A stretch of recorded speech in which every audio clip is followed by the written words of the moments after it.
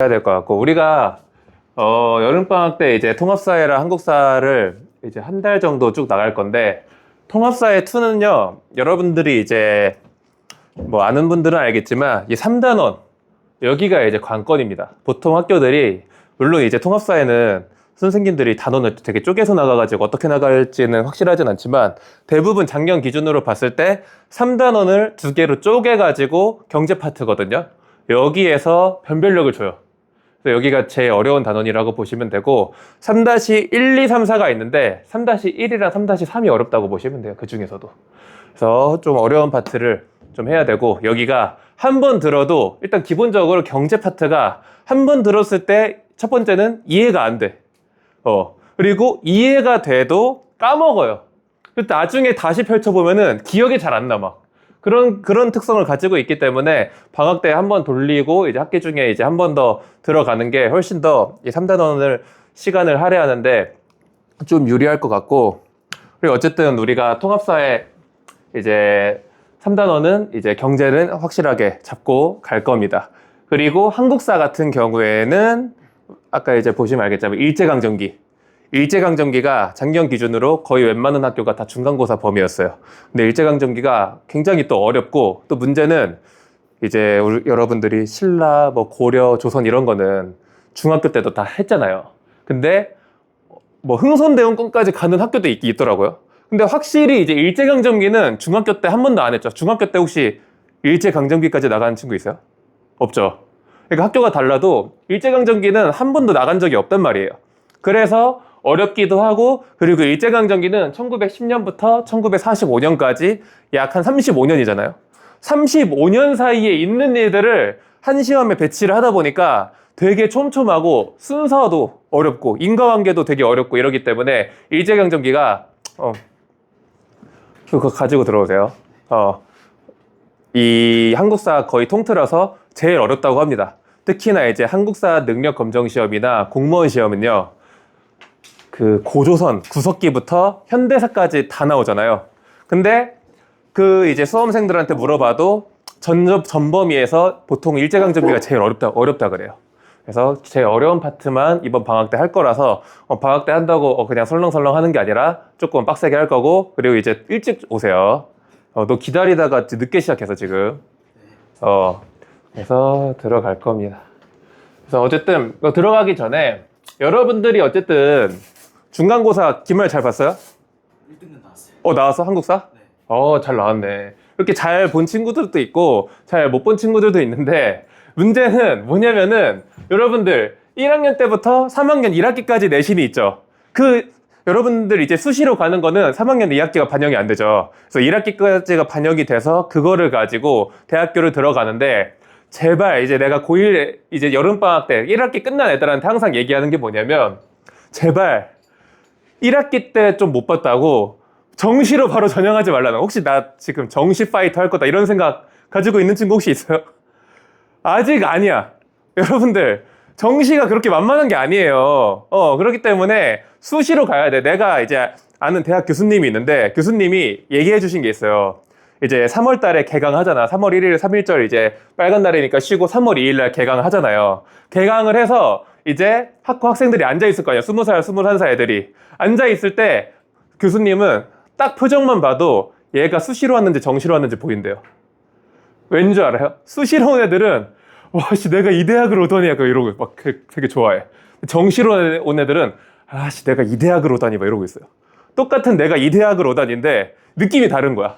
왜냐하면은 정시는요 아무래도 시험 한 방으로 또 보기도 하고, 또 막 재수생, 반수생 막 이것저것 다 껴있잖아. 막 민사고도 껴있고 하다 보니까 자기가 원래 알던 실력보다 조금 다운그레이드 된 대학교를 가요. 내가 원래 기대하고 있는 대학교보다. 물론 이게 100%는 아니에요, 당연히. 전반적인 얘기를 하는 거예요.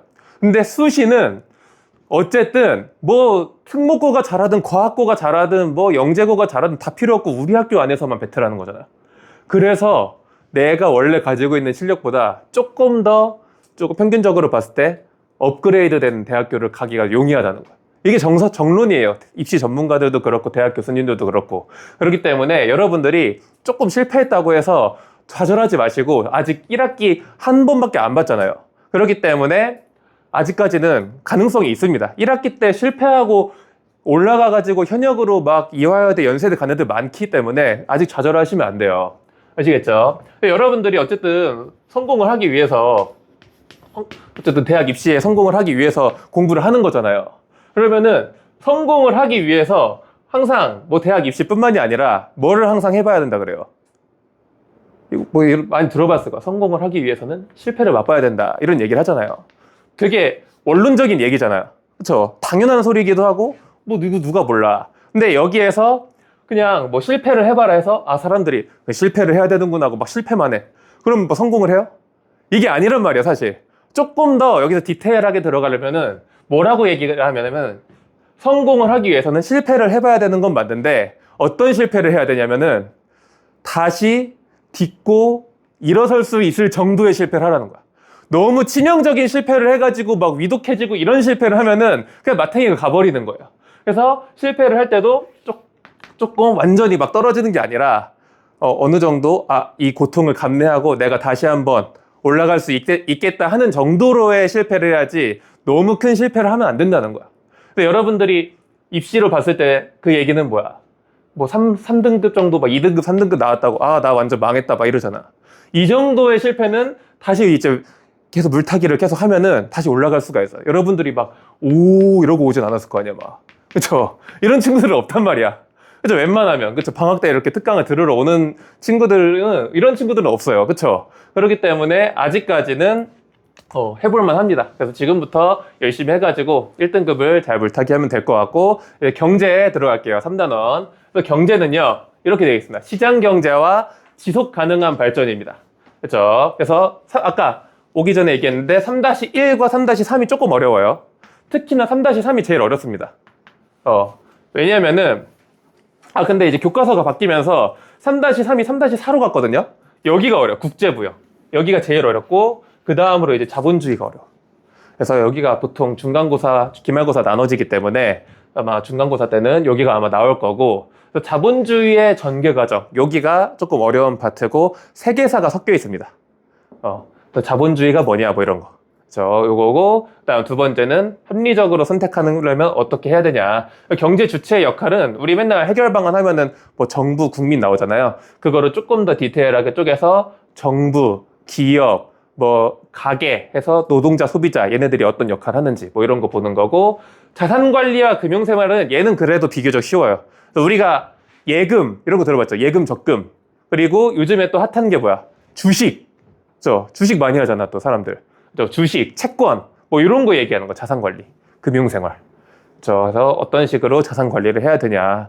뭐 안전하게 해라 뭐 이러겠죠. 교과서니까. 그리고 국제무역 여기가 어려운데 여기는 뭐냐면은 그 계산 문제가 나와요. 그래서 계산 문제가 나오기 때문에 국제무역을 할 때 뭐 노동력을 몇 시간을 투입해서 얼마를 생산한다고 했을 때 어떻게 하는 게 무역하는 게 제일 효율적인 무역이냐 뭐 이런 거 물어보는 거예요. 그래서 여기가 조금 어렵게 나옵니다. 그래서 자본주의부터 갈게요. 자본주의. 자본주의의 발전 의미와 전개 과정.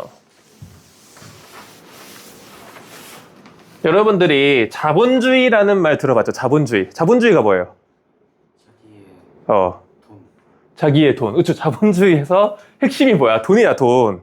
그렇죠. 돈이 제일 중요하단 말이야. 자본주의는 언제부터 시작됐어요? 대략. 6.25 전쟁 끝나. 아니에요. 훨씬 더 전이에요. 전 세계적으로 봤을 때 한 18세기 정도부터 시작을 했다고 합니다. 근데 그게 뭐 한 200년 정도 된 건데 인류 전체의 역사로 따지면은 인류 전체의 역사를 보통 이렇게 얘기 24시간으로 따졌을 때 자본주의가 등장했을 때는 몇 시일까요? 22시. 아니에요. 더 뒤야. 23시 59분 막 이래요. 그러니까 자본주의라는 게 생겨난 지는 인류 역사에서 얼마 안 됐는데 지금은 우리는 자본주의 없으면은 돌아가지 않는 세계에 살고 있다는 거야. 그만큼 이 자본주의가 굉장히 중요합니다. 자본주의가 방금 돈이라고 했는데 사실 자본이라는 건 영어로 캐피탈이죠. 캐피탈. 캐피탈리즘. 그래서 돈도 포함이에요, 사실. 그래서 돈으로 어떻게 돌아가는 시장 경제를 우리가 자본주의라고 하는데 우리가 보기 전에 경제체제 잠깐 볼게요. 경제체제를 조금 이해하면 좋을 것 같아서 뒤에 넘기시면은 경제체제 분류라 그래서 표에 시장경제체제랑 계획경제체제가 있어요. 그쵸? 요거를 이제 알아야 되는데, 시장경제. 얘가 흔히 말하는 자본주의라고 보시면 됩니다. 얘 반대말이 뭐예요? 계획경제죠. 그래서 이건 이제 뭐냐면은 우리나라를 정치로 분류한 게 아니라 경제로 분류했을 때 시장경제라는 건 뭐냐면은 경제가 뭐를 통해서 돌아간다는 거야. 시장. 그렇죠. 시장을 통해서 시장의 원리에 따라서 쉽게 말하면 중학교 때 배운 거 있잖아. 가격이 높으면 사는 사람이 많아지고 파는 사람이 많아지고 가격이 싸지면 사는 사람이 많아지고 있죠. 수요 공급 그래프. 그거에 따라서 움직인다는 거야. 시장경제 체제는. 그럼 계획경제는 어떻게 움직인다는 거야? 계획적으로 누가 계획할까요? 정부. 그렇죠. 정부가 계획하는 거야. 그걸 우리가 무슨 주의라 그래요? 민주주의. 공화주의. 공산주의라고 하죠. 공산주의가 계획경제 체제라고 보시면 돼요. 됐죠? 요거 이제 이해하고 이제 자본주의 들어갈게요. 자본주의의 의미. 자본주의가 뭐냐 했을 때 여러분들이 자본주의라는 말이 굉장히 익숙한데 뭐냐고 하면은 설명이 잘 안 되잖아요. 요거 생각하시면 돼요. 사유재산제도를 바탕으로 딱 하나 표시해놔. 단어 3개만 외우세요. 사유재산제도를 바탕으로 자유로운 경제활동을 보장하는 아까 얘기한 시장경제체제라는 거예요. 자본주의는요, 개인이 재산을 소유하는 거를 기본적으로 허용하죠. 사유재산제도입니다. 그렇죠. 그리고 자유로운 경제활동, 아까 얘기한 생산, 판매, 소비 이런 거 있죠. 이런 게 경제활동이야. 그렇죠. 경제활동을 자유롭게 한단 말이야. 계획경제는 그럼 어떻게 하는데? 계획경제는요, 이렇게 북한으로 칠게요. 정부가 생산량을 정해줘요. 그리고 생산하는 어떤 이 분필이 있으면은 분필의 품질도 정해줘요. 이런 식으로 경제활동을 통제합니다. 계획하고. 그렇죠. 하지만 시장경제체제는 경제활동을 보장하죠. 그런 시장경제체제를 우리가 자본주의라고 하는데, 근데 사유재산제도에서 여러분들이 조금 눈치가 빠른 친구들은 북한 생각해보세요.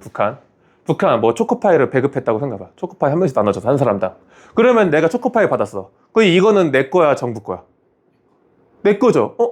그러면은 공산당도 공산주의도 계획경제도 사유재산제도 있네요. 그죠? 자본주의만 사유재산이 있는 게 아니라 북한도 네 거 내 거가 있잖아. 그러네요 하면 안 되죠. 이게 뭔 차이냐면은 여기서 말하는 사유재산은 물건이 아니에요. 엄밀히 말하면. 물건이 아니라 생산수단을 개인이 가지고 있을 수 있냐는 얘기야.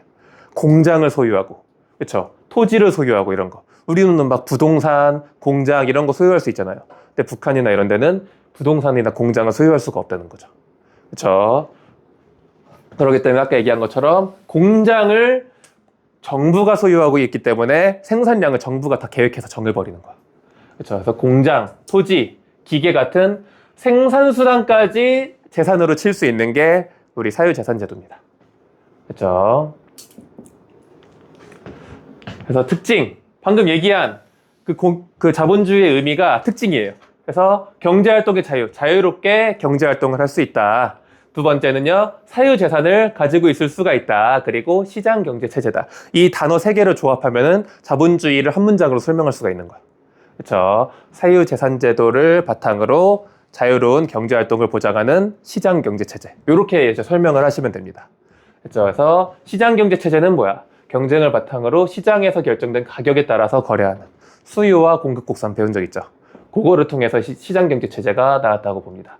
그래서 자본주의의 특징은 뭐냐? 이겁니다. 경쟁을 긍정해요. 왜? 내가 더 경쟁에서 우위에 차지하기 위해서 더 좋은 상품을 개발하고, 그렇죠? 이런 노력을 한단 말이야. 그렇기 때문에 사회 전체가 점점 더 나아진다고 보는 거야. 그렇죠? 지금 우리 AI도 경쟁 엄청 심하잖아요.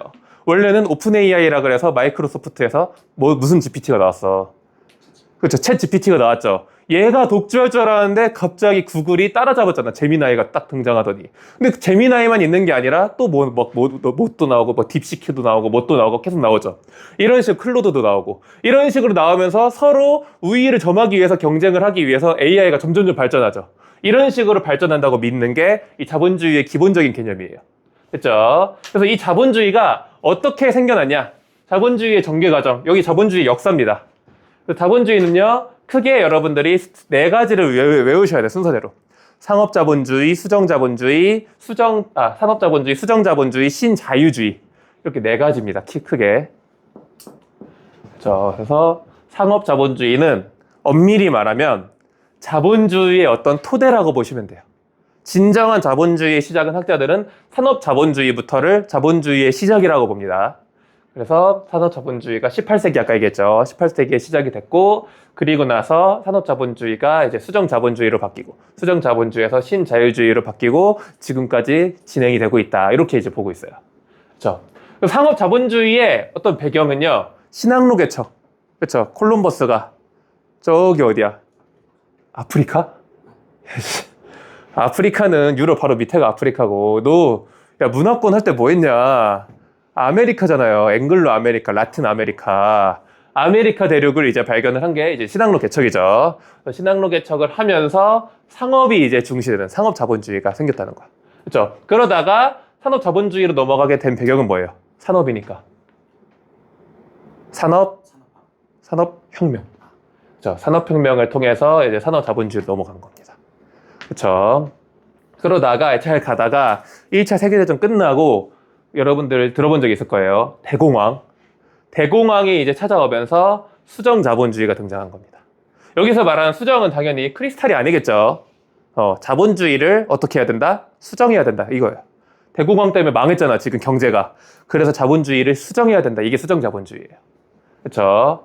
그리고 마지막으로 수정 자본주의를 쭉 가다가 1970년대 오일 쇼크라 그래서 석유 가격이 엄청나게 올라가는 사태가 발생하거든요. 그래서 그 석유 파동이라 그래요. 석유 파동이 되면서 신자유주의로 넘어가는, 이게 큰 흐름이에요. 다시 자세하게 볼 건데 큰 흐름부터 보자는 거예요. 그래서 원래는 신항로 개척 이후에 항로가 생겼으니까 엄청나게 팔아 제끼잖아. 막 노예 팔고 삼각무역이라 그래 가지고 노예 데려와 가지고 플랜테이션해서 막 팔고 이러잖아요. 상업으로 자본을 모으는 게 상업 자본주의예요. 그렇죠? 근데 산업혁명을 하면서 공장이 발명이 되죠. 공장을 만들면서 이제는 상업을 잘하는 것보다 그냥 내가 찍어서 팔면 돼. 그러니까 산업 자본주의로 바뀐 거야. 산업이 뭐야? 생산하는 거잖아. 생산을 통해서 이제 자본주의가 이제 뒷받침이 됐고, 그러다가 수정이 된 거야, 자본주의가. 그렇죠? 이거 이따가 자세하게 볼 겁니다. 그리고 나서 얘만 신자유주의예요, 참고로. 자본주의가 아니라. 그래서 신자유주의로 넘어오는 이 흐름에 대해서 볼 거고, 다시 이제 상업 자본주의로 돌아가서 상업 자본주의 볼게요. 상업 자본주의는 뭐냐? 방금 얘기한 것처럼 이 앞에 있는 단어가 중요한 거야. 상업이 중요한 거야.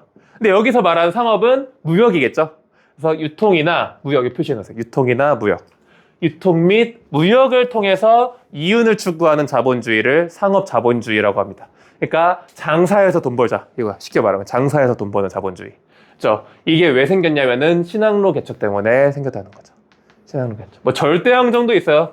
절대항정 이거 중학교 때 역사 때 배운 건데 간단하게 설명을 하자면, 절대항정 뭐 엘리자베스 1세, 뭐 루이 14세 태양왕 이런 사람도 있잖아요. 얘네들이 원래는 유럽이 영국이나 뭐 프랑스나 이런 애들이 귀족의 견제가 심했잖아요.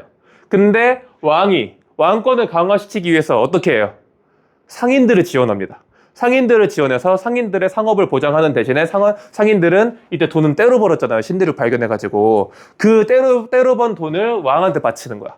이런 이제 커넥션이 생기면서 절대항정이 생겼고, 그것 때문에 상인들이 자유롭게 무역을 할 수가 있게 된 거죠. 이거를 통해서도 또 상업 자본주의가 발전을 했습니다.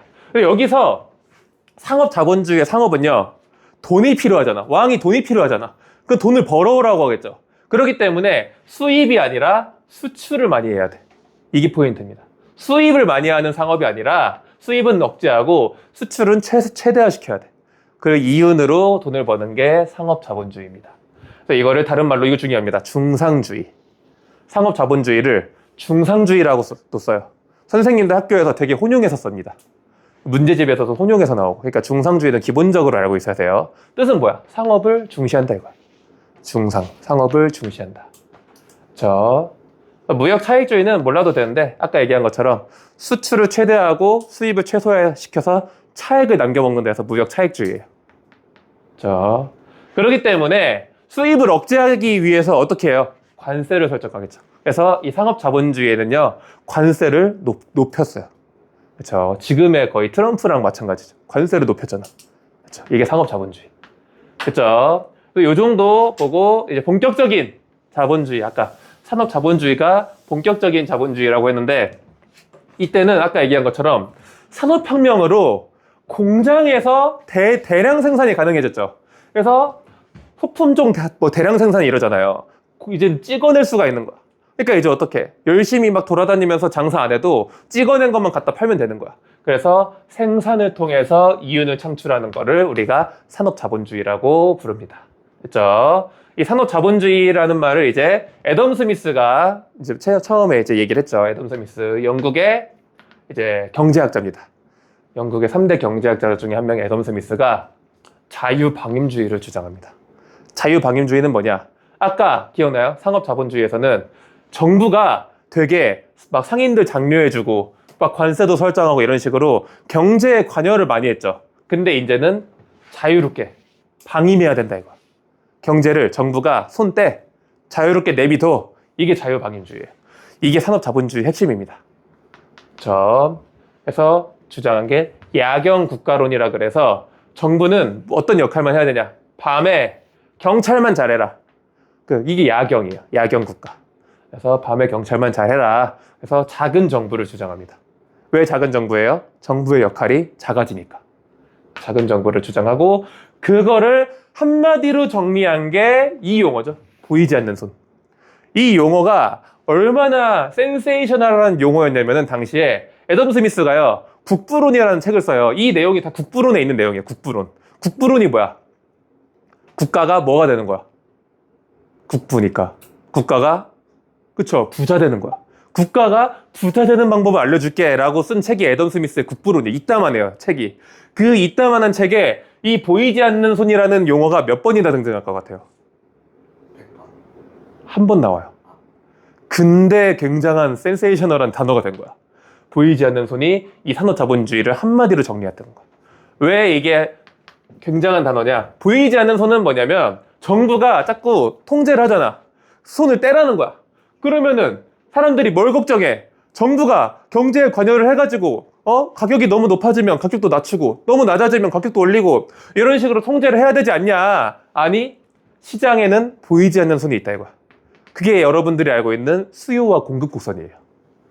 그래서 이런 거 배운 적 있죠? 이렇게 생기고 이렇게 해가지고 그쵸? 가격이 올라가면 수요는 줄어들고 가격이 올라가면 공급은 그쵸? 많아지고 이런 식으로 하다 보면은 가운데 적절한 가격이 생긴다 하죠.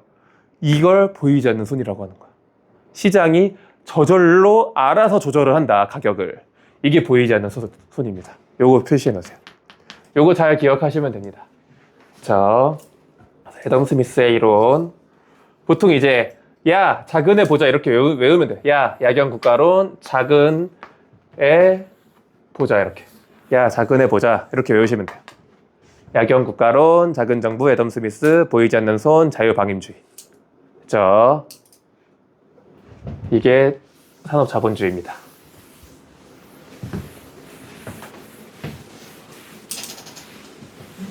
네, 이런 식으로 정부가 이제 애덤 스미스 말대로 손을 떼고 알아서 경제가 굴러가기 시작을 했어. 근데 이 보이지 않는 손은요, 여기다 하나 적어 놓으세요. 인간의 뭐 때문에 작용하는 걸까요? 이게 중요해요. 심리. 어떤 심리? 이게 너무 막연한가? 소비. 그러니까 소비를 하고 공급을 하잖아. 그 경제 활동이잖아요. 자유로운 경제 활동을 하는 거잖아요. 근데 이 소비하는 소비 심리가 다른 사람을 위한 마음이에요? 나를 위한 마음이에요? 그쵸? 그래서 이 보이지 않는 손은 이기심이라고 해요. 이타심이 아니라는 거야. 그쵸? 쌀 때 사고 비쌀 때 파는 게 다른 사람을 위한 게 아니잖아. 인간은 기본적으로 이기심이 있기 때문에 이 보이지 않는 손이 저절로 작동된다는 거야. 그쵸? 그래서 이기심을 긍정했어요. 그거를 이제 애덤 스미스가 이거를 통해서 자본주의가 돌아간다고 생각을 했는데, 애덤 스미스가 경제학자들한테 비판받는 이유가, 훗날 경제학자들한테 비판받는 이유가 뭐냐면 이기심이 너무 극대화되는 거야, 사람들이. 그러니까 이제 어떻게 하는 줄 알아요? 담합을 하고 가격을 끌어올리기 위해서 부정적인 일을 저지르고 담합을 하고 이런 식으로 하는 거야. 그렇죠? 예를 들면은 이거는 나도 얼마 전에 들은 거라 좀 신기한 일화였는데 트럼프, 미국 대통령 트럼프 있죠? 트럼프가 대통령 되기 전에 뭐였어요? 혹시 알아요? 뭐 장관이었을까요? 부통령이었을까요? 아니면 뭐 정치인이었을까요? 그쵸? 기업가였단 말이야. 정치를 하던 사람이 아니었단 말이야. 근데 이 사람이 원래부터 돈이 많았잖아요. 도널드 트럼프가 원래는 어디 출신인 줄 알아요? 원래는 미국 출신이 아니에요. 할아버지 땐가 증조 할아버지 땐가 할아버지 때 독일에서 넘어온 거야. 아메리칸 드림을 꿈꾸고. 이 할아버지 때 미국으로 건너와서 부자가 돼서 그거를 엄청나게 부풀리고 아버지 때 더 부풀려서 그 트럼프가 그 아들이 됐는데 트럼프가 20대 때 뭘 하냐면은 그 미국에 있는 아파트를 사요. 아파트를 이제 사는데 어떻게 하냐면은 아파트가 뭐 건물이 한 2, 30층 되잖아요. 아파트를 사는데 여기 있는 아파트를 다 사는 게 아니라 2층만 사, 2층만. 2층에 있는 건물을 이 빌딩에 다 사. 그런 다음에 어떻게 하냐면은 여기를 검정색 페인트로 이렇게 칠한대요. 이 외벽을. 그럼 어떻게 되는 줄 알아요? 이게 무슨 의미냐면은 노숙자들이 막 집 없는 사람들이나 노숙자들 있죠. 여기에서 자유롭게 살아도 된다라는 신호야, 이게. 그러면은 주변에 있는 노숙자들 있죠. 막 서울역에 있는 노숙자들. 막 그런 사람들이 다 막 여기를 모일 거 아니야. 막 여기를 다 모여 막. 여기 와가지고 막 모이면 어떻게 돼? 여기 집값이 어떻게 돼요? 떨어지죠. 집값이 떨어지면 그걸 이용해서 사가지고 차액으로 버는 식으로 돈을 엄청 부풀렸대요. 이 보이지 않는 손이 이기심으로 작동되는 건 맞는데 여기서 말하는 이기심은 이 정도의 이기심은 아니라는 거야. 그냥 내가 비쌀 때 팔고 쌀 때 사고 이 정도의 이기심을 얘기한 거지 막 담합을 해가지고 얼마 전에 우리 기억나요? 석유 휘발유 가격 엄청 올랐잖아요. 근데 알고 보니까 뭐였어? 그 기업들이 담합해가지고 올린 거였잖아. 알고 보니까 전쟁 그거 계기로 해가지고 그런 식으로 부정한 이기주의까지 가지 않냐. 너 애덤 스미스 보이지 않는 손 이거 좋은 거야? 이기심 좋은 거야? 이렇게 얘기를 하는데 사실은 국보론에 뭐라고 써있냐면은 애덤 스미스도 그 얘기를 해요. 극한의 이기심으로 가면 안 된다는 얘기를 해. 근데 사람들이 국보론을 다 읽진 않잖아. 누가 읽어 그거. 나도 안 읽어요 사실. 근데 보이지 않는 손, 이기심은 너가 얘기했잖아. 너 때문에 지금 이런 일들이 생기는 거야 라고 하면서 이 자본주의가 흔들릴 때마다 애덤 스미스가 항상 욕을 먹는 거야. 근데 사실은 애덤 스미스도 그런 이기심은 부정했었어요. 됐죠? 그러다 보니까 이 산업자본주의의 병폐가 뭐냐면 독점 자본주의예요. 그래서 소수 거대 기업이 등장을 하면서 얘네들이 독점을 해가지고 우리 허생전 배웠잖아. 사과 사가지고 사과 가격 막 몇 배로 올린 다음에 팔고 막 이러잖아. 이런 식으로 부정적인 행동들을 많이 하는 거야.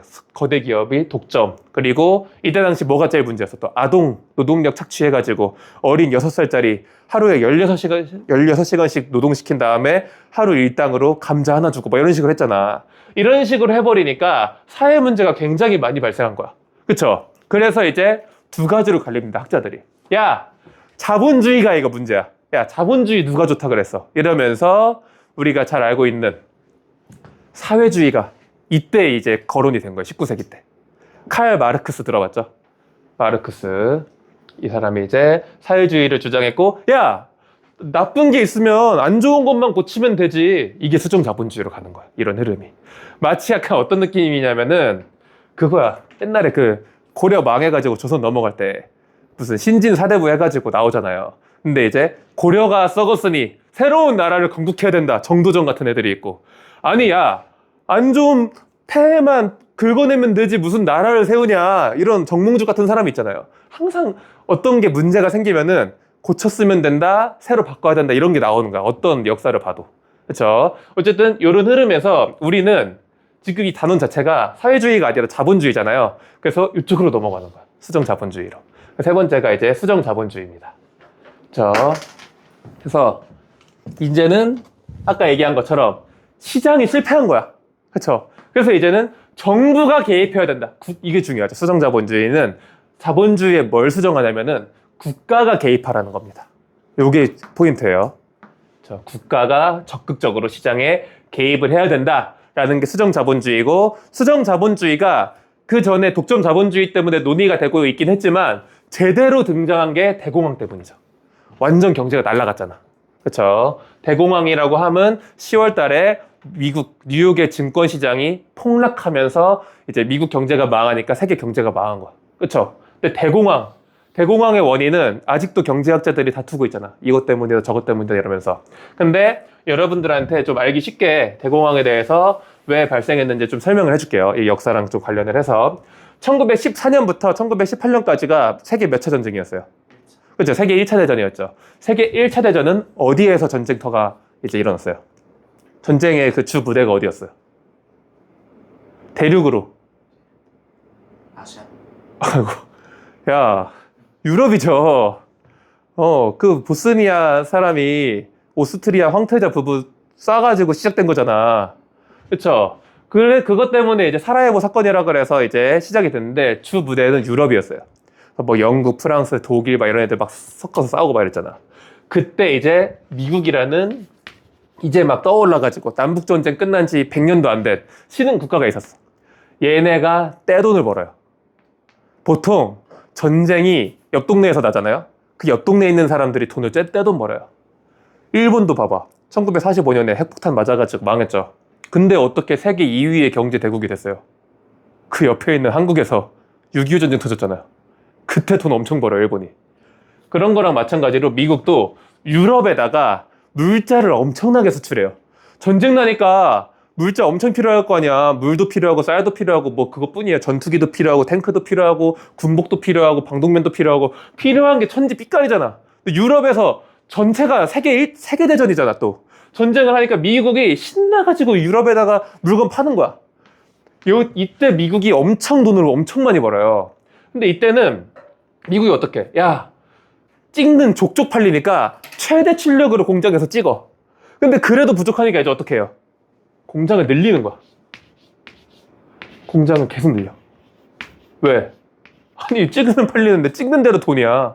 신나가지고 파는 거야. 그럼 이제 공장이 많아지니까 노동자들도 엄청 고용을 하겠죠. 이런 식으로 고용을 해. 근데 문제는 뭐야?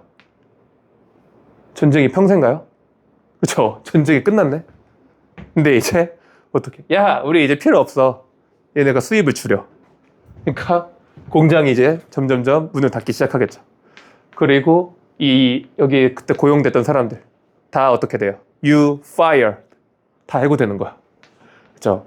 우리나라랑 미국 차이가 뭐냐면은 우리나라는 정규직 얘기 많이 하잖아요. 그 이유가 뭐냐면 한번 내가 뭐 삼성이든 SK든 어디에 정규직이 들어가잖아요. 그러면은 정년 때까지 보장이 돼요. 법적으로. 안 잘려. 근데 미국은 그런 게 없어요. 내가 열심히 해가지고 구글에 들어갔어. 마이크로소프트에 들어갔어. 메타에 들어갔어.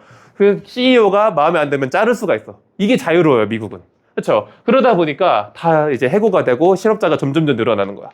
그게 이제 점점점 골마서 터진 게 대공황인 거야. 뉴욕 증권 시장이 폭락하니까 이때 이제 세계 경제의 중심은 이미 뉴욕으로 넘어갔어요. 런던에서. 근데 뉴욕이 이제 터지니까 전 세계로 이제 영향이 번진 거죠. 그 대공황이 터지면서 야, 자본주의가 문제네? 이 생각이 확 든 거야. 그래서 이제는 국가가 적극적으로 시장에 개입해서 물가가 어떻게 돼? 물건이 막 쌓이니까 물가가 엄청 폭락하고 이럴 거 아니야. 근데 이제 문제는 뭐야? 사람들이 구매력이 없어. 구매력이 있어야 물건을 구입을 하겠죠. 구입을 해야 물건을 찍어내겠죠. 여기서 이제 이 악순환이 뭐냐면 잘 보세요. 물건이 쌓여. 재고가 쌓여. 재고가 쌓이니까 이제 생산을 안 하죠. 생산을 줄여. 그리고 생산을 안 하니까 노동자가 어떻게 돼요? 필요가 없죠. 그 노동자가 해고된다는 건 뭐가 많아지는 거야? 그쵸? 실업자가 많아져요. 실업자가 많아지면 실업자는 구매를 해요, 못 해요? 구매를 못 해. 그러면 또 재고가 또 쌓여. 이 악순환이 돼버리는 거야. 이거를 정부가 어떻게든 실업자를 줄이든 아니면은 물건값을 조절을 하든 어떻게 해서든 이거를 정부가 큰 외압으로 끊어내야 된다는 거야. 그래서 이제 이 수정자본주의가 등장을 한 거고 이때 미국에서 수정자본주의를 주장했던 학자가 케인스라는 학자. 이 사람 되게 중요합니다. 케인스. 케인스가 이제 수정자본주의를 주장하면서 이때 당시에 대통령이 루즈벨트 대통령이었는데 루즈벨트 대통령이 케인스의 주장을 수용하면서 이제 밀었던 정책이 뉴딜 정책입니다. 뉴딜. 뉴딜 정책. 뉴딜은 뭐냐면 이게 이제 루즈벨트 대통령이 이제 한 건데 뉴딜. 뉴는 새롭다는 거죠. 딜은 뭐야, 딜? 우리가 딜러 할 때 그 딜이에요. 카지노에서 카드 이거 나눠주잖아, 딜러가. 그 딜러야. 뉴딜은 뭐냐면 여러분들이 이제 카지노 같은 데 가면 블랙잭이나 뭐 이런 카드 게임을 하잖아요. 사람들이 이제 고객들이 이제 카드 게임을 좀 유리하게 하려고 어떤 식으로 좀 치팅을 하는 줄 알아요? 카드를 이제 딱 봤잖아. 그러면은 살짝 엄지손가락으로 그 끝에를 살짝 긁어. 에이 스페이드 나오면. 그럼 이제 어떻게 돼? 끝에가 달아있는 거 저거 에이 스페이드 이런 식으로 알잖아. 그런 걸 이제 방지하기 위해서 이 카지노에서는요. 카드 게임을 두세 판 하잖아요. 그러면은 그 카드 패를 다 버리고 완전히 새로운 패를 꺼내. 그걸로 다시 해요. 그때 새로운 패를 딱 꺼냈죠. 그거를 뉴딜이라고 하는 거야. 그러니까 이 뉴딜 정책은 뭐야? 판을 다시 짜겠다 이거야. 새로운 패로 다시 시작하겠다. 그게 뉴딜 정책입니다. 그래서 어떤 식으로 하냐? 방금 아까 얘기한 것처럼 정부가 개입을 해야 되잖아요. 근데 실업자들을 이제 노동자로 바꿔야 되잖아. 그래서 정부가 대규모 공공사업을 해요. 그때 당시에 굉장히 유명한 미국의 대규모 공사가 테네시강 유역에 댐을 짓는 개발한 거야. 그러면은 이제 실업됐던 사람들이 다 이제 일하러 갈 거 아니야. 이런 식으로 대공황을 극복한 거예요. 그래서 대규모 공공사업 아니면은 뭐 복지정책 이런 거 다 정부가 하는 거죠. 이런 식으로 정부의 역할을 늘리는 거를 큰 정부라고 합니다. 큰 정부. 근데 보세요. 아까 시장경제체제는 정부의 역할이 커요, 작아요? 작은 정부였죠.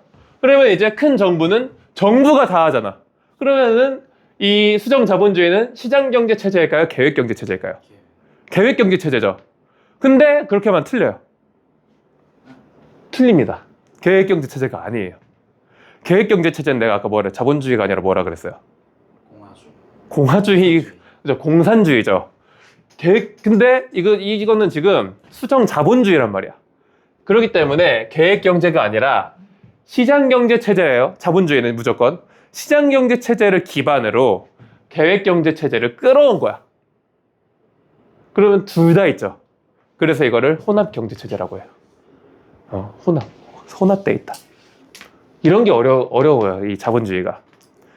최대한 지금 쉽게 이제 설명을 하고 있는데 모르겠으면은 언제든지 얘기하세요. 더 쉽게 갈 테니까. 지금 내가 할 수 있는 최대로 하는 거긴 해요. 혼합경제. 그래서 케인스의 수정자본주의, 뉴딜 정책. 기억을 하셔야 됩니다.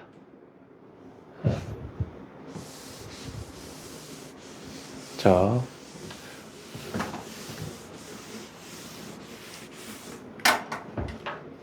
그 다음 넘어갈게요. 그런 식으로 이제 정부가 어느 정도 개입을 해가지고 막 복지 정책도 하고 막 이것저것 되게 많이 해요. 그런 식으로 하고 있었는데 문제는 뭐냐면 1970년대 석유 파동으로 아까 얘기했죠. 석유 파동. 오일 가격이 엄청나게 급등해서 오른 거야. 그것 때문에 이거 표시해요. 스태그플레이션. 스태그플레이션은 뭐냐면 스태그랑 인플레이션의 합성어예요. 인플레이션은 뭔지 알죠? 그쵸?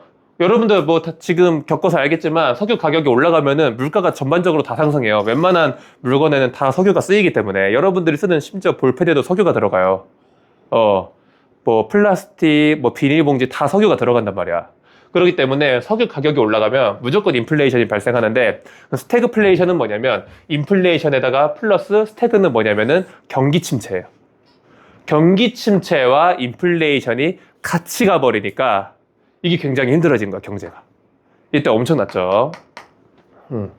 그래서 이걸로 인해서 야, 정부가 개입하면 된다며. 정부가 이거 실패한 거 아니냐? 그래서 이걸 정부 실패라 그래요. 정부 실패로 인해서 신자유주의. 자유주의니까 뭐야? 다시 이제 자유롭게 가야 된다. 정부의 간섭을 다시 제한하고 이제는 시장이 다시 자유롭게 가야 된다. 이게 그래서 신자유주의예요. 왜 신이야? 그쵸? 앞에 산업자본주의랑 똑같잖아. 그쵸? 그래서 신 버전이라는 거야. 신자유주의. 그쵸? 그래서 이제 하이에크라는 이제 경제학자가 등장해서 뭐라고 하냐? 야, 그 전에 있었던 공기업 다 민영화로 돌려. 공기업 민영화는 뭐냐면은 공공기관 기업이라는 뜻이야. 국가가 운영하는 기업을 공기업이라고 하죠. 대표적인 공기업 뭐 있어요? 한국전력공사, 한전. 우리나라 한전은 공기업이죠. 이런 것들을 민영화, 그러니까 민간회사로 돌리는 거야. 국가회사가 아니라. 이런 걸 공기업 민영화라고 하죠. 미국은 알죠? 전기가 우리나라는 국가에서 이제 공기업에서 돌아가잖아요. 미국은 공기업에서 안 돌아가요. 개인 기업에서 돌아가요. 그런 거 공기업 민영화라고 하고, 그리고 정부가 하는 게 뭐야? 복지였죠. 복지를 이제 축소해라. 이게 신자유주의 학자들이에요. 복지를 축소해라. 세금도 감면해라. 그렇죠? 아무래도 정부의 역할이 커지면은 세금은 올라갈 수밖에 없어요. 정부가 일을 하려면 세금 써야 되니까. 그래서 세금 감면해라. 그리고 각종 정부가 하는 것들 다 완화해라. 규제 완화해라. 노동시장의 유연화는 뭐야? 기업이 노동자를 해고하고 노동자를 고용하는 거 알아서 하게 냅둬라. 유연하게 한다는 거야. 그렇죠? 우리나라 아까 얘기했죠. 마음대로 해고 못 하잖아. 근데 미국은 마음대로 해고하잖아요. 그거 유연하라 그래요. 기업이 그때그때 자르고 그때그때 뽑고 할 수 있게 하는 거를 노동시장의 유연화라고 합니다. 요게 이제 신자유주의의 큰 특징입니다. 잘 기억을 하셔야 돼요. 왜냐면은 앞에 수정자본주의 때 정부의 역할이 컸잖아요. 그렇기 때문에 복지 축소라는 말이 나오는 거야. 아까 산업자본주의는 앞에 복지 없었잖아요. 그러니까 거기에 대한 복지 축소라는 말을 쓰면 안 되지. 마찬가지입니다. 공기업 민영화도 그렇고 세금 감면, 각종 규제 완화, 노동시장 유연화 이런 것들은 다 신자유주의 체제에서 이제 허용되는 말이고 거기에다가 플러스 신자유주의로 넘어가면서 세계화의 시대가 됐죠. WTO가 만들어지고, 그쵸. 그리고 자유무역이 이제 생기면서 FTA, 그쵸. 자유무역협정무역 이런 거 생기는 게 신자유주의 체제 안에서 생겨났다. 이렇게 조금 보시면 됩니다. 그쵸. 좀 어려운 개념이에요, 사실 이거. 이해하는 것도 힘들고 이해하자마자 앞에가 기억이 안 나고 막 이래요. 그래서 여러 번 좀 할 거고. 석유파동 볼게요. 석유파동. 아까 본 것처럼 70년대에 중동에서 전쟁이 일어나면서 얘네들이 석유 가격을 확 올려버렸죠. 그게 이제 석유파동이라고 보시면 이건 자세히 안 봐도 돼요. 됐죠? 그래서 신자유주의까지가 산업자본주의 그리고 수정자본주의 신자유주의까지 간 거야. 근데 그리고 나서 최근입니다. 2008년에 무슨 일이 생겨요? 미국에서 경제학에서 굉장히 유명한 사건이에요. 서브프라임 모기지 사태. 이게 이제 발발하면서 우리 아까 대공황 석유파동급의 세계적인 경제 위기가 왔었어요. 2008년에. 이때 이제 그러면은 신자유주의가 맞냐? 신자유주의 이후에 또 엄청난 또 경제 문제가 온 거예요. 그래서 앞으로는 어디로 가야 되냐 해서 이제 하는 얘기가 자본주의 4.0이라는 책이 있어요. 네 번째 자유주의는 어떻게 가야 되냐 이 얘기야. 그래서 우리가 지금 봤지만 산업자본주의는 시장의 역할을 극대화시켰죠. 근데 수정자본주의는 정부의 역할을 강조했죠. 다시 신자유주의는 뭐의 역할을 강조해요? 시장의 역할을 강조하죠. 그러니까 시장이냐 정부냐 이거야. 그렇죠? 그렇기 때문에 여러분들이 조금 유연하게 생각해야 되는 게 이분법으로 나누는 게 아니라 산업자본주의가 완전 시장 경제 체제의 끝이라고 치면은 수정자본주의는 한 이쯤인 거야. 완전 이쪽은 이제 아까 얘기했던 공산주의고, 그렇죠? 그리고 신자유주의는 또 이만큼 온 거야. 이 정도, 그렇죠? 그래서 앞으로는 어디로 가야 되냐 이런 겁니다. 그래서 전 세계의 모든 경제는요 100% 시장경제 체제인 나라는 없어요. 그렇죠? 시장경제 체제를 바탕으로 얼마나 정부가 개입할 수 있는가를 가지고 항상 경제학자들이 다투는 거예요. 대충 어떤 느낌인지는 알겠죠? 그러면은 됐어요. 그래서 이렇게 보시면 되고, 그리고 이제 학교 교과서에 이런 게 나옵니다. 프로테스탄트 윤리와 자본주의 정신. 이거는 책 제목이에요. 이건 이제 뭐냐면은 자본주의라는 이 개념이, 정신이 뭐 때문에 왔냐, 뭐 때문에 자본주의가 생겨났냐, 이거를 이 책 저자가 연구를 해봤더니 자기의 결론은 프로테스탄트 윤리에서 왔다는 거야. 그럼 프로테스탄트 들어봤어요, 혹시? 처음 들어봐요? 프로테스탄트는 뭐냐면 이게 영어 단어 중에 프로테스트라는 게 있어요. 프로테스트가 무슨 뜻이야? 혹시 알아요? 좀 어려운 단어예요, 이거. 고1에서는 거의 몰라요. 저항하다라는 뜻이에요, 저항하다. 근데 여기에다가 전미사 ANT가 붙어. ANT가 붙으면 ANT가 뭘 뜻해요? 사람을 뜻하죠. 스튜던트, 어시스턴트 할 때. 사람이야. 그건 저항하는 사람이라는 뜻이야. 프로테스탄트는. 이 저항하는 사람, 이게 뭐냐면은, 여러분들, 루터 칼뱅 하면 우리 종교개혁 알죠? 종교개혁이 기존에 천주교에 저항을 해서 종교개혁을 일으켜서 개신교가 생겼다. 우리 문화권 할 때 배웠을 거 아니에요. 그쵸? 그래서 나타난 게 이제 개신교죠. 그래서 원래 이제 그 로마 가톨릭을 믿던 애들이 이놈들은 저항하는 반항자들 이런 식으로 하면서 프로테스탄트라는 명칭을 썼어요. 근데 이때 이제 프로테스탄트라는 명칭을 이 당시에는 이 종교개혁하는 당시에는 약간 비하하는 단어처럼 쓴 거야. 뭐 예를 들면 뭐 불편러 뭐 이런 식으로 쓴 거야. 근데 이게 그냥 정식 단어가 돼버린 거예요. 그래서 프로테스탄트는 기독교들을 얘기해. 개신교 교도들. 그렇죠? 교회 다니는 사람들. 그래서 교회 윤리야. 교회 윤리. 교회 윤리 때문에 자본주의가 생겼다는 거야. 이 얘기가 뭐냐면 종교개혁가들이 왜 근대 자본주의에 발생했냐? 이 루터나 특히 칼뱅 이런 사람들이 뭐를 강조했어요? 로마 가톨릭교가 왜 부정해가지고 종교개혁까지 일어나? 교황이 뭐 했어요? 돈 벌라고. 면벌부 팔았잖아, 면죄부. 면죄부 팔아가지고 이 티켓이 있어야 천국 갈 수 있다. 뭐 이런 거 팔아가지고 돈 모아가지고 성 베드로 성당 막 짓고 이런 거잖아. 그러다 보니까 이제 칼뱅 같은 사람들은 뭐라고 하냐면은 항상 금욕하라는 거 강조해요. 그래서 칼뱅이 이제 뭐라고 하냐? 구원 예정설이라는 걸 얘기해. 구원 예정설. 구원 예정설은 뭐냐면은 네가 그 천국행 면죄부를 사야 천국 가는 게 아니라 구원받을지 안 받을지는 이미 예정돼 있다는 거야. 그러니까 쉽게 말하면 하나님은 슈퍼 J야. 여러분들이 천국 갈지 지옥 갈지를 하나님은 여러분들이 태어나기 전부터 뭐 몇천 년, 몇만 년 전부터 이미 다 예정을 해놨다는 거야. 그렇기 때문에 이 티켓이 있든 없든 상관없고 이미 예정돼 있다. 또 천국 갈지 지옥 갈지는 네가 뭘 하느냐에 따라 달려있는 게 아니야.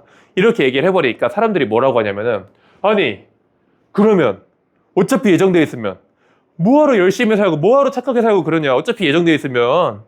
그러니까 이제 뭐라고 하냐. 근데 너네 잘 생각해봐. 칼뱅이 얘기하는 거. 너네 잘 생각해봐. 너네가 천국 갈지 지옥 갈지는 정해져 있는데 어디 갈지 혹시 궁금하지 않니? 이러는 거야. 사람들이 어떻게? 궁금하죠. 궁금하면 어떻게 하라고 하냐. 궁금하면 너네가 열심히 살아봐라 이거야. 열심히 살아봐서 직업 소명살이라고 하는데 자기 직업에 열심히 일을 해서 근면성실하게 돈을 열심히 벌어. 그럼 돈을 열심히 벌면 돈이 차곡차곡 쌓이면서 내가 부자가 되겠죠. 그렇게 해서 부자가 되면 너는 천국 가래야. 근데 그렇게 하는데도 자꾸 돈이 새거나 도박에 빠져가지고 돈을 날려먹거나 이런 식으로 돈을 못 모아. 그러면은 너는 지옥 가래다.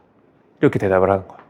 그러니까 이제 사람들이 집에 가가지고 열심히 이제 금욕하고 절제해가지고 돈을 모았죠. 그거를 세속적 금욕주의라 그래요. 그 밑에 아마 있을 거예요. 그쵸? 근데 왜 이게 세속적 금욕주의냐? 원래 가톨릭은요, 금욕주의예요, 금욕주의. 근데 이때 금욕주의랑 세속적 금욕주의의 차이점은 뭐냐? 돈을 모으냐, 안 모으냐. 옛날 그 가톨릭은요, 완전 청빈하고 가난한 삶을 살았어요. 그쵸? 근데 이 프로테스탄트가 말하는 금욕주의는요, 돈을 버는데 안 쓰는 거야. 그쵸? 돈이 쌓여야 되는 거야. 이게 프로테스탄트 윤리예요. 돈을 벌어서 쌓아놓는 게. 그때 돈을 열심히 사람들이 이제 벌어서 쌓았을 거 아니야. 그러면은 사람들이 돈을 안 쓰니까 자본들이 막 축적되겠죠. 그때 모아놓은 자본 때문에 자본주의가 탄생할 수 있었다. 이렇게 주장한 겁니다. 됐죠? 어려운 내용들이에요, 다. 그래서 어디 갔어? 구원받을 사람이 미래 정해져 있다는 구원 예정설을 주장하고 개인이 구원 여부를 확인하는 방법으로 부지런히 일을 해서 재산을 축적할 것을 강조했다. 그래서 이 세속적 금욕주의라고 하죠. 이 세속적 금욕주의와 직업 윤리가 확산되면서 직업 활동을 도덕적이고 윤리적인 행위로 인식을 했고 직업에 최선을 다해서 이익이 추구가 당연시 되면서 자본이 축적되고 이 자본으로 자본주의가 시작됐다. 요 얘기입니다. 그렇죠? 그다음 보이지 않는 손. 요 문장을 여러분들이 좀 표시해놓고 외우셔도 돼요. 이거 잘 나와요. 이거 애덤 스미스 그 책에 있는 거야. 우리가 저녁 식사를 할 수 있는 것은 정육점 주인, 양조장 주인, 빵집 주인의 요 표시, 자비심이 아니라, 여기 표시해 놓으셔요. 자비심이 아니라 뭐 때문이다? 그들의 이기심 때문이다. 이게 보이지 않는 손이라는 거야. 자, 그래서 개인은요, 의도적으로 공익을 증진하려고 하지 않아, 보통. 그쵸? 여러분들이 막 공부하고 이러는 게 국가와 사회를 위해서 해야지 이런 사람 거의 없단 말이에요. 그쵸? 내가 대학 가고 내가 돈 벌려고 하는 거지. 그쵸? 그래서 얼마나 증진하고 있는지는 몰라. 개인은 그때 보이지 않는 손에 이끌려서 의도하지 않았던 목표를 달성하는 거야. 내가 내 일 열심히 하고, 내가 장사 열심히 하고, 이런 걸 개개인들이 각자 다 열심히 했더니 그것 때문에 공익이 생겼다는 거야. 이게 보이지 않는 손의 원리예요.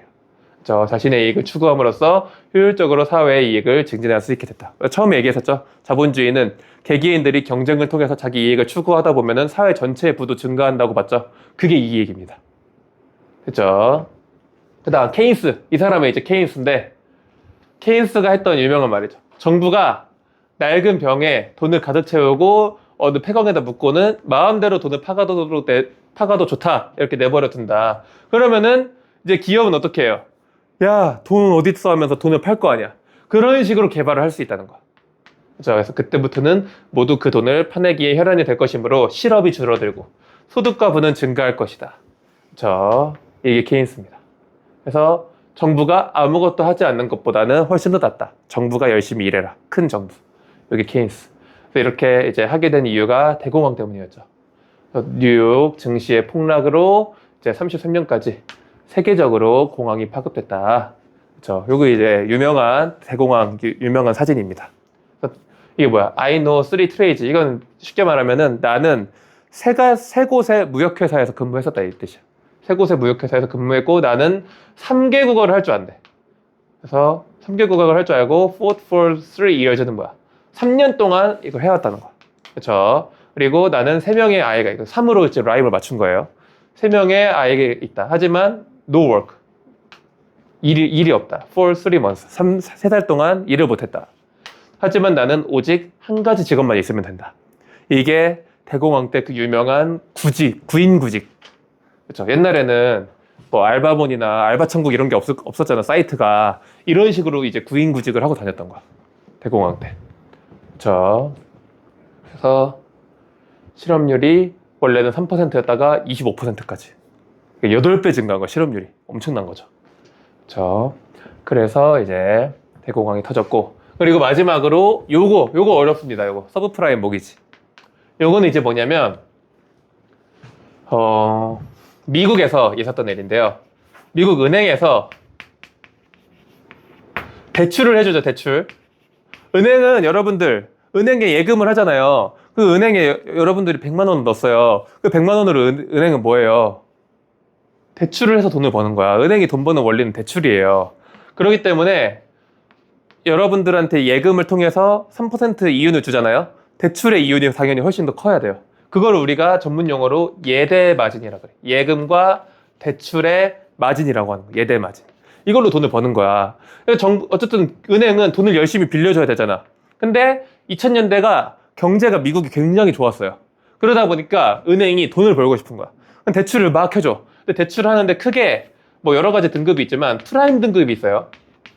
그리고 프라임보다 밑에 서브 프라임 등급이에요. 서브 프라임. 서브는 이제 밑에라는 뜻이죠. 프라임보다 밑에. 여기는 조금 서민들, 여기는 조금 부유층들, 이렇게 보시면 돼요. 근데 미국 그 기업이, 은행이 프라임 등급에다가 대출을 풀로 다 땡겨버린 거야. 그러다 보니까 이제 경제는 호황이고 은행은 돈을 더 벌고 싶어. 근데 이미 대출을 다 해줬어. 눈을 어디로 돌려요? 여기 서브 프라임. 근데 얘네들은 돈을 안 갖고 파산하면은 얘네들한테 데미지가 가잖아요. 그러다 보니까 어떤 생각을 했냐? 그러면은 얘네들한테 집값을 담보로 대출을 받자. 이렇게 한 거야. 그럼 만약에 집이 예를 들면 뭐 10억이라고 쳐. 10억이라고 치면 보통 이제 집값의 한 60%, 한 6억 정도 대출해 줄 거 아니야. 근데 얘네들은 어떤 생각을 했냐? 야, 어차피 집값은 계속 올라. 그렇기 때문에 얘네들이 돈을 안 갚으면은 이거 집 가져가면 되잖아. 10억짜리 경매에 올리면 되잖아. 그렇기 때문에 야, 6억만 빌려주는 거? 나 너무 더 벌고 싶어. 이거 너무 아까워. 그래가지고 집값을 담보로 6억 60%를 빌려주는 게 아니라 90%, 막 95%, 막 9. 예를 들면 10억이면 9.78억까지 빌려주는 거야. 거의 집값과 동일한 가격을 빌려주는 거야. 그쵸? 어차피 우리 손해볼 거 없다. 이걸로 돈 많이 벌자. 이렇게 된 거야. 근데 무슨 일이 생기냐? 미국의 집값이 폭락을 해요. 놀랍게도. 그러다 보니까 이제 서브프라임 애들이 어떻게 해? 야, 집값이 만약에 5억이 됐다 쳐요. 내가 갚을 돈은 9억이야. 그러면 이제 여러분들의 심리가 어떻게 돼? 서브프라임의 심리. 야, 나 돈 없어. 이거 가져가. 이렇게 되는 거야. 그쵸? 근데 이게 한두 명이 아닐 거 아니에요. 그러다 보니까 놀랍게도 은행이 망해요. 그때 당시에 미국의 4대 은행 중에 리먼 브라더스라는 은행이 있거든요. 거기가 파산을 해요. 이게 엄청난 경제 위기야. 왜냐면은 무슨 회사가 만약에 롯데가 파업을 해서 파산을 했어. 이것도 엄청나잖아요, 사실. 엄청나게 대기업인데. 근데 지금 미국의 4대 은행이야, 은행. 쉽게 말하면은 신한은행이 문을 닫았다는 거야. 그럼 어떻게 돼요? 경제가 난리가 나는 거야. 신한은행에 돈 넣어놓은 사람들 내 돈 내놓으라고 막 난리가 날 거 아니에요. 그 사태가 서브프라임 모기지 사태예요. 서브프라임에게 모기지는 대출이죠. 서브프라임에게 모기지를 해가지고 망한 사태다. 이거를 이제 신문 만평에 그린 그림이 이거야. 집값을 담보로 너무나 무리한 이제 대출했다 이거야. 서브프라임 모기지를. 그렇죠? 그래서 부동산과 주식 가격이 계속 오르니까 금융회사들이 수익을 위해서 신용등급이 낮은 서브프라임에게도 돈을 빌려주면서 서브프라임 모기지 사태가 이제 증가했다. 그래서 비우량 주택 담보 대출. 그렇죠? 아까 얘기한 그거예요. 이게 증가가 하면서 이제 이거를 가지고 이거는 여러분들이 막 알 필요는 없는데 선물이라는 상품이 있어요. 그 주식시장 보면은 그런 거를 만들어 가지고 계속 판 거야. 선물을 만들고 선물에 선물을 만들고 이런 식으로 해가지고 했다가 이제 경제 거품이 꺼지면서 주식과 이제 부동산이 폭락을 하게 되면서 2008년 9월에 4대 투자은행 중 하나인 리먼 브라더스가 파산 신청을 해버린 거야. 그렇죠? 그러면서 은행이란 기업이 연쇄적으로 막 타격을 입으면서 세계 경제가 한번 휘청했던 사건이 있습니다. 여러분들 태어나기 거의 얼마 전이죠. 이런 사건이 있었던 거야. 그렇죠? 그래서 근데 문제는 뭐였냐면 이때 뉴스에 나왔던 게 이 금융회사 경영자들이 돈 더 많이 벌려고 욕심내가지고 이 꼴이 된 거잖아. 그럼 이 사태에 책임을 지고 어떻게 좀 책임감 있는 행동을 해야 되잖아. 근데 그냥 거액의 연봉과 퇴직금 받고 먹튀를 해버려요. 이것 때문에 또 막 시위하고 미국에서 난리가 났었어요. 이때 당시에. 그래서 성과 없이 끝났지만 자본주의 체제에서 정부와 금융기관이 해야 될 역할들을 다시 돌이켜보는 거예요. 아까 신자유주의 뭐였어요? 다시 시장 경제로 돌아가자였죠. 근데 이런 일이 터져버리니까 야, 이거 정부가 이런 것도 규제해야 되는 거 아니야? 라는 어떤 움직임들이 일어난 거야. 됐죠? 여기까지가 이제 전체 자본주의 흐름이고 베버리지 보고서는 뭐냐면 베버리지가 이제 진보를 가로막는 5대 사회악으로 궁핍, 질병, 불결, 무지, 태만 뭐 이런 것들이 이제 진보를 가로막는 사회악이다. 해서 궁핍을 해소하는 것을 사회보장이라고 해서 영국에서 이게 이제 유행을 하면서 그러면은 궁핍을 해소하기 위해서 이제 복지를 최대한으로 늘려야 된다. 이런 생각을 한 거야. 그때 나온 단어가 요람에서 무덤까지라는 단어예요. 복지는 태어났을 때부터 죽을 때까지 가야 된다. 이게 영국 국민의 사회보장제도였어요. 그렇죠? 단답형 한번 해보고 좀만 쉴게요. 지금 배웠던 거. 자, 산업자본주의. 시장 실패 때문에 새로운 자본주의가 등장했어요. 무슨 자본주의가 등장했어요? 상업, 산업, 수정, 신중에. 그쵸? 그다음 대공황으로 인해 등장한 자본주의는 뭐예요? 그쵸, 수정이죠. 헷갈려. 절대왕정과 무역차익주의랑 관련된 자본주의는 무슨 자본주의예요? 산업? 산업이야, 상업이야? 얘는 상업이죠. 내가 말했잖아요. 이거 장사해서 돈 버는 거 무역이 장사잖아. 그냥 산업이 아니라 상업이죠. 그 다음 사회주의는 무엇에 대한 비판에서 등장했어요? 무슨 자본주의에 대한 비판? 산업자본주의가 어떻게 변질됐어요? 아까 이거는 잠깐 언급했던 건데 독점 자본주의 때문에 잘 안 나옵니다. 신자유주의가 등장한 배경은 뭘까요? 석유 파동으로 인한 무슨 문제? 경제 현상. 인플레이션이랑 뭐 합성어였어요. 그렇죠. 스태그플레이션. 석유 파동으로 인한 스태그플레이션. 그다음 뉴딜 정책은 무슨 자본주의예요? 수정. 그렇죠. 수정 자본주의죠. 그다음 애덤 스미스는 어떤 정부를 주장했어요? 아니. 상업 정부? 이거 좀. 아까 그쵸. 작은 정부. 자, 복지 축소를 주장한 건 무슨 자본주의예요? 산업. 아니죠. 산업 자본주의 전에 복지가 확대된 적이 없는데, 그쵸. 신자유주의죠. 이런 식으로. 그 다음은 이제 야경 국가론. 야경 국가론은 저 국가가 밤에 경찰만 서라는 거야. 그러면 큰 정부예요, 작은 정부예요? 작은 정부죠. 그러니까 작은 정부니까 무슨 자본주의예요? 작은 정부는 시장 경제야, 계획 경제야? 시장. 시장 경제 쪽이죠. 그 무슨 자본주의예요? 산업. 그쵸, 산업 자본주의죠. 그 다음 스태그플레이션의 원인이 뭐였어요? 그쵸, 석유 파동. 그 다음 독점 자본주의가 발생한 원인은 뭐였어요? 무슨 실패라 그래, 이거를? 뭐가 실패했어요, 지금? 경제. 누구 때문에? 정부가 실패해서 시장이 실패했어. 정부. 시장이 실패했죠. 산업 자본주의는 시장을 토대로 경제가 돌아가는 거예요. 그다음 신자유주의 관련된 인물 기억나요? 하이에크입니다. 하이에크. 한 명씩은 기억해야 돼요. 산업 자본주의 애덤 스미스, 수정 자본주의 누구야? 아까 사진도 있었잖아. 그. 어. 키읔 들어가는 사람. 맞아요. 자음을 또 기억하네. 케인스. 잘 모르겠으면은 큰 수정을 캐뉴 이렇게 외우면 돼요. 큰 수정을 캐뉴. 이게 뭐야? 큰 정부, 수정 자본주의, 수정을 케인스, 뉴딜 정책. 그다음 수정 자본주의가 등장한 원인. 1차 세계대전. 그거 말고 경제적인 거. 대공황. 그쵸, 대공황. 큰 수정이니까 대공황이죠. 그다음 정부 실패로 등장한 자본주의는 뭐예요? 신자유주의. 그쵸, 신자유주의. 오. 자, 뉴딜 정책을 주장한 인물.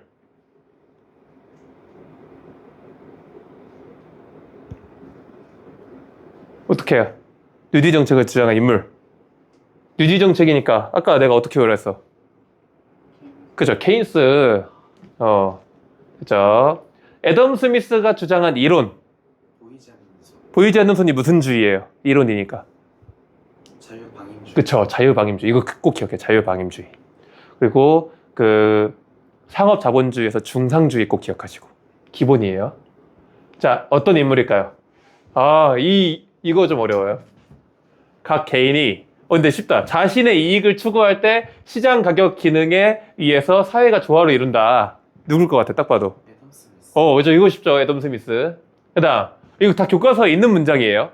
시장 기능의 한계를 지적하면서 정부 역할의 필요성을 강조한 사람.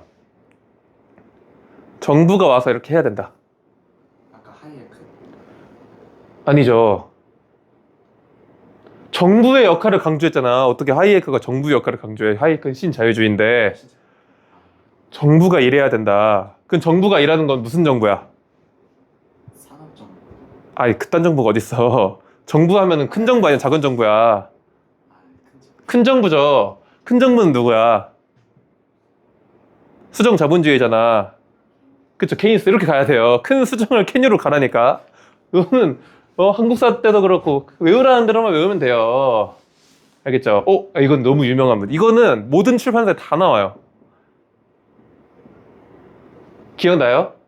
이기심, 그쵸? 이기심 하면 애덤 스미스야. 그쵸? 그 다음 정부가 지출을 확대해서 일자리를 늘림으로써 소득을 보장해야 된다. 누굴 것 같아요? 지금 단계를 알려줄게요. 일단은 정부의 역할이 커지는지 시장의 역할이 커지는지 봐보세요. 정부의 역할이 큰 거야 작은 거야 이거는? 커요. 그쵸? 그럼 무슨 정부야? 큰 정부. 큰 정부 한 명밖에 없잖아요. 키스. 키스? 키. 키스가 뭐야? 뭐지? 케인스 그쵸? 그 다음 마지막 페이지. 이거 좀 어려워요. 이거는 내가 아직 설명을 안 했는데 배운 걸로 유출해보세요. 시장 참여자들은 거래 상대를 찾을 수 있는 한 어떤 가격에서도 자유롭게 팔고 살 수 있어야 된다. 누구든 생산할 수 있고 팔릴 수 있는 것 어떤 것도 생산해서 팔고 살 수 있어야 한다면은 시장의 역할이 큰 거야, 정부의 역할이 이거부터 가야 돼. 시장이 큰 거죠. 그럼 누굴 것 같아요? 애덤 스미스. 아, 아쉽다. 그 사람도 시장의 역할이 큰 건 맞는데 하이에크예요. 이거 좀 어렵죠. 그 다음 개인은 자신이 의도적으로 사회적 이거 아까 했던 내용이죠. 공익을 증진하려고 하는 경우보다 자신의 사적 이익을 추구하는 과정에서 공익을 증진시키는 경우가 많다. 애덤 스미스. 그쵸, 이건 애덤 스미스죠. 또 있네. 뭐야, 아까 했던 거잖아. 어쩐지. 요거. 이거 중요해요. 민간 투자 지출과 소비 지출 감소로 고용과 산출이 침체된다면 민간 투자의 부족을 보충하기 위해서 정부가 끼어들지 못할 이유가 없다. 정부가 일자리를 창출하고 구매력을 늘려야 경제가 살아난다. 케이스. 그쵸, 케인스입니다. 케이스. 또 뭐라 했냐? 케이스. 케이스는 네 필통이 케이스고 한 글자씩 자꾸 여기서 내가 이거 왜 중요하다고 했냐면은 케인스가 무슨 정책을 아까 주장했다 했어요. 큰 정부. 큰 정부 무슨 정책? 뉴딜 정책을 주장했잖아요. 대공황 때문에 지금 이 얘기를 한 거잖아. 대공황. 케인스가 대공황의 원인을 뭐라고 이제 진단을 했냐면 대공황 때문에 아까 노동자가 실업자가 됐죠. 실업자가 뭐를 못해요? 일을 못하니까 뭐를 못해요? 소비를. 그쵸, 구매를 못하죠. 이거 강조 되게 많이 해. 구매력. 또 이거를 케인스가 전문 용어로 유효수요라 그래요. 말이 어렵죠, 되게. 이 말 되게 많이 나올 거예요, 나중에. 문제 풀거나 교과서 공부하다 보면. 유효수요가 결국 구매력이에요. 수요를 할 수 있냐, 없냐, 이게. 유효한 수요라는 거야. 말이 어려워요, 이 경제는 또. 그냥 구매력 하면 되는데, 유효수요 이러니까. 자, 그래서 경제가 싫어. 뭐야, 왜 이렇게 많아? 많이 해놨네. 내가 좀 늘렸나 보다. 정부 기능의 확대는 시장 경제를, 너무 쉽죠, 이제. 이게 뭐야? 누구야? 딱 봐도. 케인스. 그쵸? 케인스. 드디어. 그쵸? 시장은 많은 개인이 의도하지 않은 행위로 만들어지는 자생적 질서로 개인이 경제적 자유를 누리면서 효율적인 선택을 하게 한다. 정부가 완전히 불안정한 정보를 바탕으로 시장 질서를 인위적으로 바꾸려 하는 것은 효율적이지도 않고 공정하지도 않다. 누굴까요? 시장 쪽이야, 지금 계획 쪽이야? 시장이죠. 그건 누굴 것 같아요? 애덤 스미스예요. 그래서 여기까지 하고 조금만 쉬었다가 애덤 스미스랑 테이크는 어떻게 구별해야 되는 거예요? 그냥 이거는 걔가 했던 말이라서 그거를 그냥 기억을 해야 돼요. 와.